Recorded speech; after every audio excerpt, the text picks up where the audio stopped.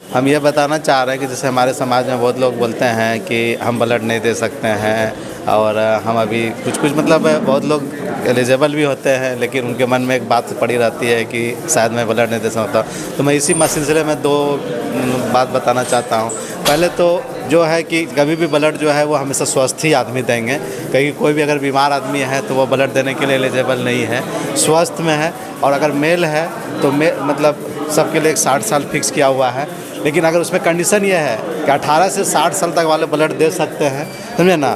लेकिन अगर कभी भी लाइफ टाइम में अगर ब्लड नहीं दिया है वो, तो 60 के बाद वो दोबारा उनसे ब्लड नहीं ले सकते हैं एक पहली बार में। लेकिन अगर फिर लाइफ में कभी भी 60 साल तक के पहले तक में कभी ब्लड दिए हुए हैं तो उसको 65 साल तक भी ब्लड देने के लिए वो एलिजिबल है, जो हमारा गाइडलाइन है गवर्नमेंट की तरफ से फिक्स किया हुआ है। 18 साल से 65 साल इंक्रीज होता है। 18 से 60 से जनरलाइज है। अगर ब्लड पहली बार के लिए अगर कोई ब्लड दिए हुए हैं तो उसमें अगला 65 साल तक मतलब 65 उम्र तक भी दिया जा सकता है। दूसरी बात, जिसकी हीमोग्लोबिन कम रहती है, जैसे बोलता है कि हमको कमजोरी लग रहा है, तो बजाते हैं ये प्रोटोकॉल है कि हीमोग्लोबिन 12.5 से ऊपर हो तभी ब्लड देना है, समझे ना। और दूसरी बात, हमारे भी सोसाइटी में जो है शुगर पेशेंट बहुत ज़्यादा बढ़ जाता है, तो उस कंडीशन में मैं बताना चाहता हूँ कि वो पेशेंट है जो कि टैबलेट पे हो, इंसुलिन पे नहीं हो, यानी कि जो इंसुलिन पे है उनका परमानेंटली वो हमसे उससे ब्लड नहीं ले सकते हैं। लेकिन जो टैबलेट पे हैं और लास्ट 1 मंथ में अगर उसका ब्लड टैबलेट दवाई चेंज नहीं हुआ है और उसका शुगर कंट्रोल में रह रहा है तो वो ब्लड दे सकते हैं, वो समझे ना। यही है। कुछ लेडीज़ के मामले में है, अगर मेंस के पीरियड में है तो उसे ब्लड नहीं लेना है। ब्रेस्ट फीडिंग में है तो उस कंडीशन में ब्लड हम लोग एक पर्टिकुलर पीरियड तक नहीं ले सकते हैं, समझे ना। तो ये सब बात है। अगर प्रेगनेंसी हुआ है, डिलीवरी हुई है तो अगले मतलब 6 महीना तक, और एबॉर्शन हुआ है तो अगले 6 महीना तक, ये सब कंडीशन हम लोग ब्लड नहीं ले सकते हैं उसमें से। दूसरी बात और चीज़ें बता देना चाहता हूँ कि हम लोग होता है कि ब्लड लेने से पहले हम लोग बोलते हैं कि पानी पीना चाहिए। पानी पीने का पर्पज़ है कि जो वॉल्यूम हम निकालने जा रहे हैं, जनरली हम लोग होता क्या कि हमारा यहाँ पे 350 ml आता है, तो हम लोग पानी पीने देते हैं कि आप 10 से 15 मिनट पहले, बेटर है कि आधा घंटा तक के अंदर में आप 10 से 350 ml पानी पी लीजिए और उसके बाद फिर आप ब्लड डोनेट कीजिए। इससे कभी भी कोई तरह की दिक्कत नहीं होती है, इसलिए कि जो हमारा वॉल्यूम शरीर का घट रहा है वो ऑटोमेटिकली वो रिस्टोर हो जाता है, वो ठीक है। सर, जो ब्लड डोनेट करना चाहते हैं तो उसमें क्या क्या क्राइटेरिया है कि जैसे कि जांच ऊँच वगैरह, अब पहले से अब उसके शरीर में क्या परेशानी है, किसी चीज़ की बीमारी, यहाँ पर सारी चीज़ व्यवस्था है। देखिए उसमें क्या है कि हम लोग पहले तो प्रेशर नाप रहे हैं। प्रेशर अगर किसी का 140 से ऊपर और 90 से नीचे है, समझे ना, 140 से 90 के बीच मैक्सिमम होना चाहिए और नीचे 100 से 60 के बीच में होना चाहिए, यानी कि जो सबसे लोएस्ट प्रेशर 100 से 60 हो, ऊपर 140-90 तक है तो वो ब्लड दे सकता है। वो शुगर का जांच करते हैं हम लोग पहले, हीमोग्लोबिन का भी जांच करते हैं। हीमोग्लोबिन 12.5 से ऊपर रहेगा तभी हम उसका ब्लड लेंगे, समझे ना। और ये तो हुआ हम लोग उससे जाँच से पहले की बात कर रहे हैं। तब अलग में उससे हम लोग काउंसलिंग करते हैं, कोई तरह का दवाई तो नहीं चल रही है, कोई तरह की, और उससे पूरा लिया जाता है। उसके बाद ब्लड लेने के बाद जो मैंडेटरी 5 टेस्ट है वो है मलेरिया का टेस्ट होता है, HIV का टेस्ट होता है, हेपेटाइटिस B का टेस्ट होता है, हेपेटाइटिस C का टेस्ट होता है, और एक सिफिलिस एक बीमारी होती है उसकी भी टेस्ट होती है।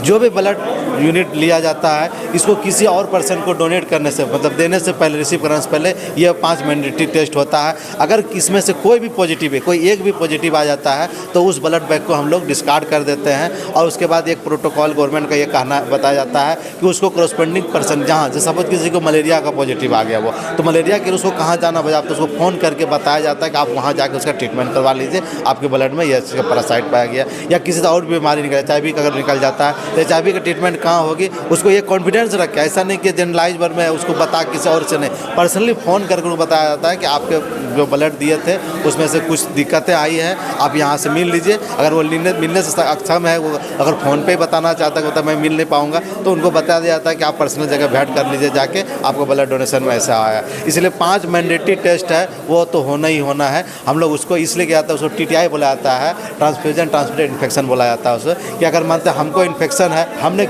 मेरा ब्लड किसी को चला गया तो उनमें वो इन्फेक्शन हो जाएगा। इसीलिए 5 मैंडेटरी टेस्ट है जो हर ब्लड बैंक में ये जाता है। और यहाँ पे मैं बात ये बार बार से रिपीट कर रहा हूँ कि हमारे सोसाइटी में कुछ लोग क्या होता है कि एक दूसरे ब्लड लिया जाता है और वहीं पे किसी को ब्लड चढ़ा दिया जाता है। तो बेहतर रहे कि हर आदमी ब्लड बैंक में आए, ब्लड डोनेट करे, क्योंकि वहाँ भी ब्लड लिया जा रहा है, फिर ब्लड उसको किसी और पे चढ़ाया जा रहा है, तो वो ब्लड ले, उसके बदले जो टेस्ट किया वो ब्लड वो ले ले, क्या कि कोई भी तरह का चार्ज हम लोग में लिया नहीं जाता है, 0 प्रोसेसिंग फ़ी है, 1 पैसा का भी चार्ज नहीं है। इसीलिए हम सबसे रिक्वेस्ट करेंगे कि आप अगर ब्लड डोनेट कर रहे हैं या किसी को ब्लड चढ़ा रहे हैं तो हमेशा कोशिश कीजिए कि ब्लड बैंक से आप ब्लड बैंक लीजिए, उसके बदले जो रिप्लेसमेंट होता है वो रिप्लेसमेंट ब्लड बैंक में ही आके कीजिए। सर सारे जांच यहीं पर होता है कि बाहर से कोई करवा? नहीं, सारे जांच जो अभी जो है डोनेट करने से पहले से हीमोग्लोबिन जांच और देख रहे होंगे आप, यहाँ पे चल रहा है हीमोग्लोबिन जांच हो रही है, प्रेशर जांच सब होती है, समझे ना। दूसरी बात है कि बाकी जो टेस्ट जो मैंने 5 टेस्ट मैंडेटरी किया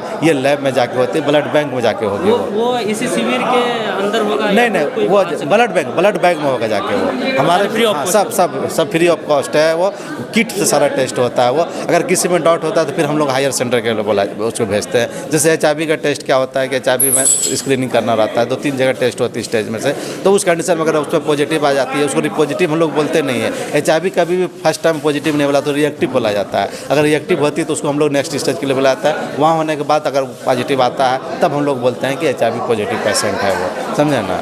थैंक यू जी, बहुत बहुत शुक्रिया सर आपका। आप सुन रहे थे डॉक्टर खालिद अंजुम सर से, जो कि महागामा सदर अस्पताल के प्रभारी है। मैं हूँ रिजवान और आप देख रहे थे देसी दुनिया।